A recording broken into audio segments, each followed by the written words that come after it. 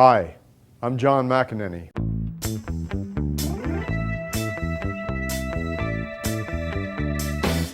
I'm here today to give you some of my 20+ years experience on washing and detailing your motorcycle. This will help your motorcycle maintain its pristine looks for years to come. The washing process consists of rinsing, surface preparation, washing, and drying your motorcycle. First step, fresh water supply and good drainage. We always go ahead and rinse from the top down so that any loose dirt, any dust, washes downward. Thoroughly rinse your motorcycle using a low pressure, standard garden variety hose.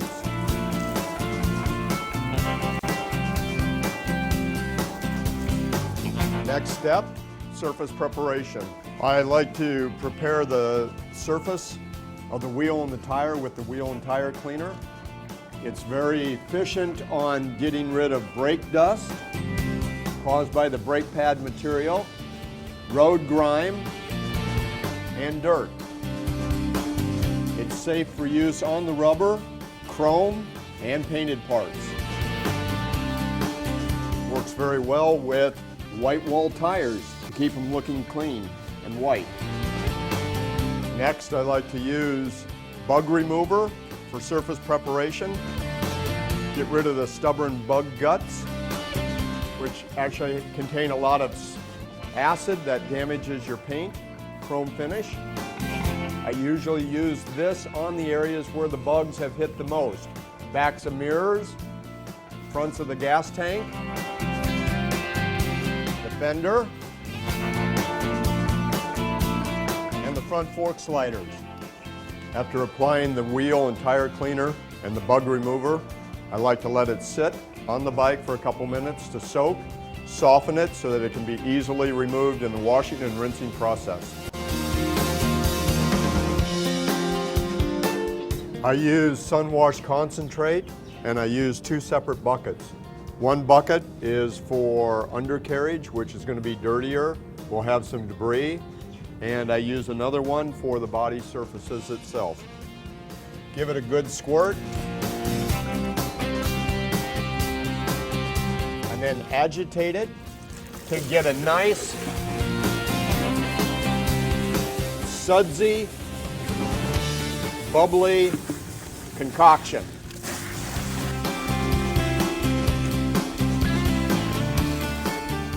As you can see, it really suds up.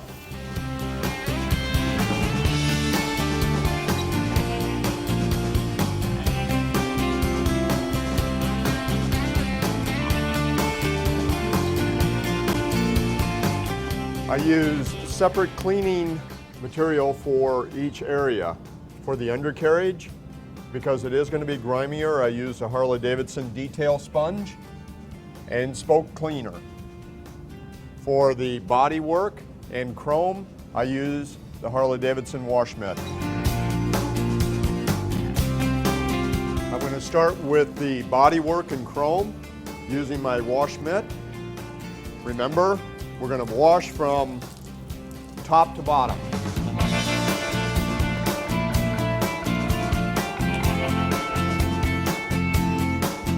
The wash mitt makes it very easy to control where and what you are washing.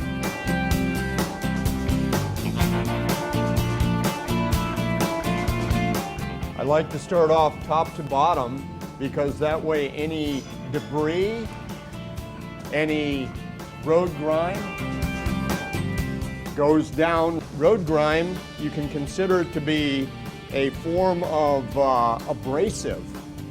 And that abrasive, when you're moving it back and forth, is going to leave plenty of scratches. Microscopic maybe, or fine, but they are still scratches. Compromises the surface appearance. And over time, the contribution of all those microscopic scratches, fine scratches, destroys the look of the bodywork itself. If I see an area that's very dirty, I don't use the wash mitt. I use the HD detail sponge so that my wash mitt stays free of any dirt that may damage the paint. Now I have gone around the bike 360 degrees, all body work, all chrome and brushed aluminum. Wheels have all been cleaned with my wash mitt. I'm going to take off my mitt. I'm going to grab my other bucket so I can do the undercarriage and the wheels. Remember, keep them separate to prevent contamination. For the spoke wheels, you can use a wheel and spoke brush. Very effective means to clean between the spokes. It's difficult to get your finger in there. The brush is made of a natural material, a wooden handle, and the centerpiece is completely rubber coated. Therefore, there's no chance of scratching anything, whether it's chrome or your powder coated wheels. Dip and keep it clean. All the road grime has been softened up by our previously applied wheel and tire cleaner. Do the same thing to the front wheel. We've got 40 spokes on here. You'll want to clean in between each one. As you're going around, this is an excellent opportunity to go ahead and examine all the areas with your eyes and with your fingers. So you're touching, you're understanding your motorcycle. You're able to better catch anything that is going wrong when you're touching it and cleaning it on a regular basis. Notice I'm doing from both sides because you can't get both sides with just one swipe. Good reference point to start and end with is your valve stem.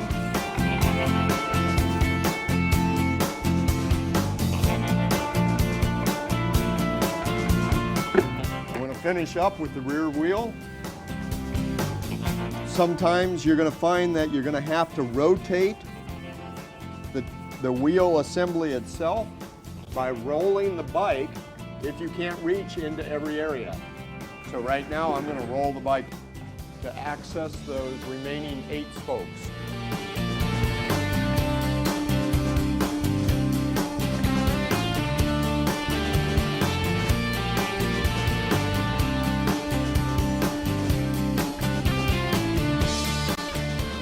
Take the time to get inside. Do your wheel hub. That's usually a neglected area. I've completed the wheels now, front and rear. I'm going to go ahead and begin on my undercarriage. I'm still going to be using my separate cleaning bucket for the dirtier area. And this is where the HD detail sponge comes in handy. It's two-sided. One is a smoother rubber surface that you can use to apply product, or the backside, which is more abrasive, which works excellent on undercarriage to get off road dust, dirt, mud. Again, we work from top to bottom.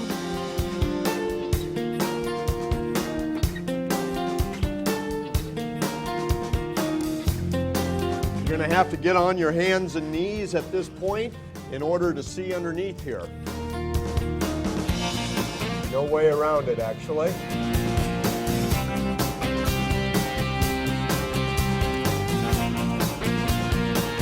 Make sure to rinse your sponge quite often to get off the heavy material. The heavy material is going to sink to the bottom of your bucket, so try not to let your sponge sink all the way down onto the debris. Keep it up in your hands. It's safe for all finishes on your wrinkle black paint. When I refer to wrinkle black paint, I mean the textured powder coating that we apply to our engines, transmissions, and inner primaries. Also, don't use the HD detail sponge's abrasive side on aluminum or chrome surfaces, as this will scratch the finish.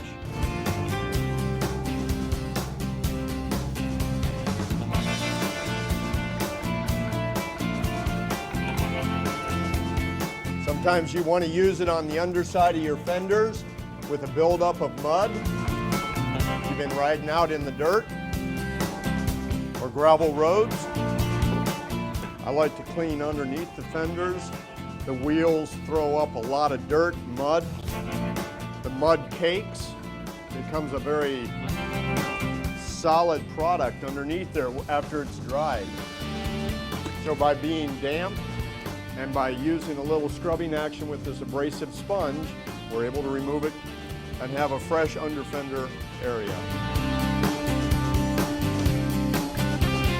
Some areas may be too tight. I've got my specialty brush that allows me to get into those tight areas. Works great between the motor mounts and the engine. Continually rinsing to ensure that I'm not rubbing the debris back over clean areas.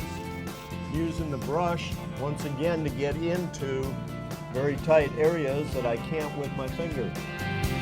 This small specialty brush is constructed of the same fibers, wooden handle, and coated inner support piece as my wheel and tire cleaning brush. If you have road tar stuck to the undercarriage, it may be difficult to remove. To assist in removal, I use the HD S100 corrosion protectant spray along with my HD detail sponge. I'm almost finished with the undercarriage. One thing of note is the rear belt drive. The rear belt drive we only use soap and water on. You can use your wire brush that you use for your spokes, or you can use this sponge. No chemicals needed to spray on it.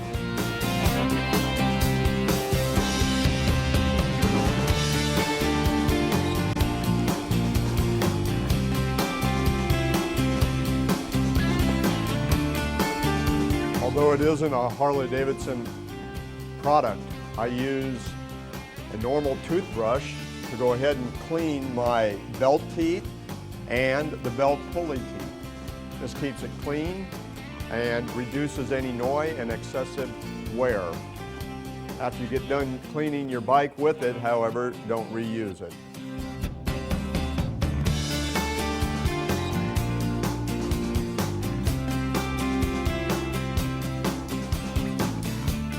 After we've thoroughly washed the motorcycle, it's time to rinse the motorcycle. As we started, we will always work from the top down. That will wash away all suds, soap residue, and any remaining contaminants downward. Because this is not high pressure, we are able to get around the wheels and wheel bearings without a danger of washing out the grease as if we had high pressure.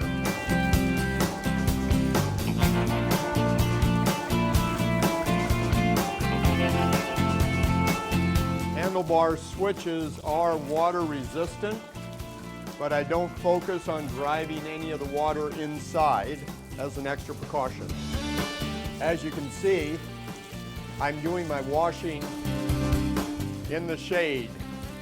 That prevents water spotting by having too much direct sun rays with my sun wash product.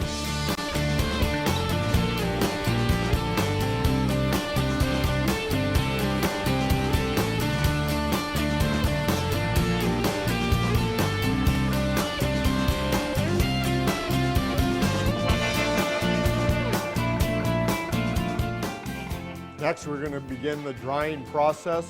I use two manual drying items. One is a quick drying towel brush for between the cylinder fins and the head fins, and the other is the soft drying towel, known as a chamois cloth. In order for the chamois cloth to work correctly, it has to be damp and then wrung out.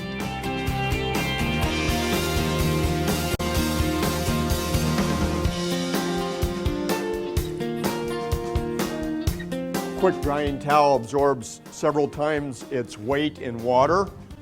So we will begin wiping again from the top down, wringing out as necessary to remove excess water.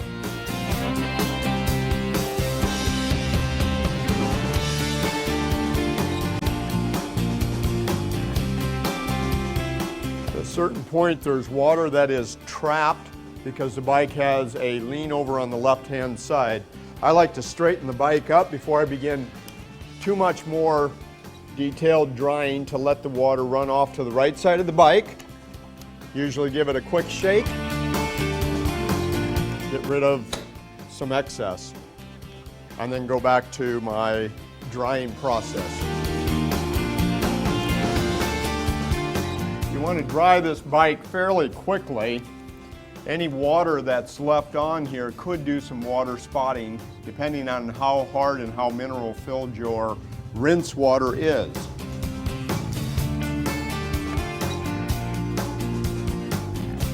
I'm in an area right here between the fins where it's hard to get at. I use my quick drying brush to get between the fins of either the head or the cylinder area. It's too tight to get in there with my regular chamois cloth. Again, natural wood handle and protected rubber stem prevent any scratching. This gets the excess water out, and if I need to dry it, I just squeeze it out like that.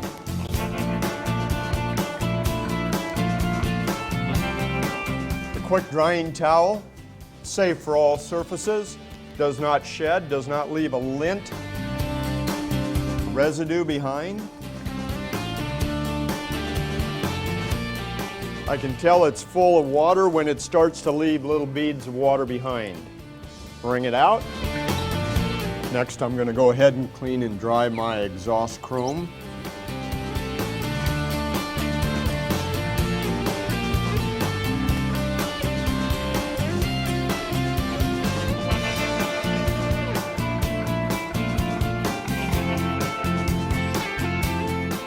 The fastest and most effective way to dry your motorcycle is with Harley-Davidson's Hog Blaster.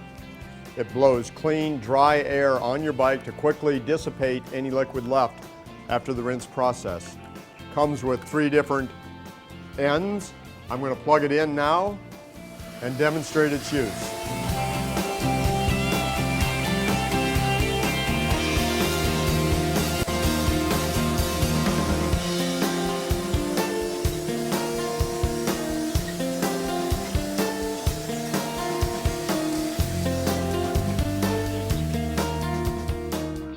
To review, we've cleaned 6 areas on the motorcycle. The bodywork, the aluminum, the chrome, the steel frame, and engine surfaces, tires and wheels. Out of the process, we've already completed rinsing, surface preparation, washing, rinsing again, and drying. Next up, detailing. We're going to go back to the workshop for that. Stay tuned.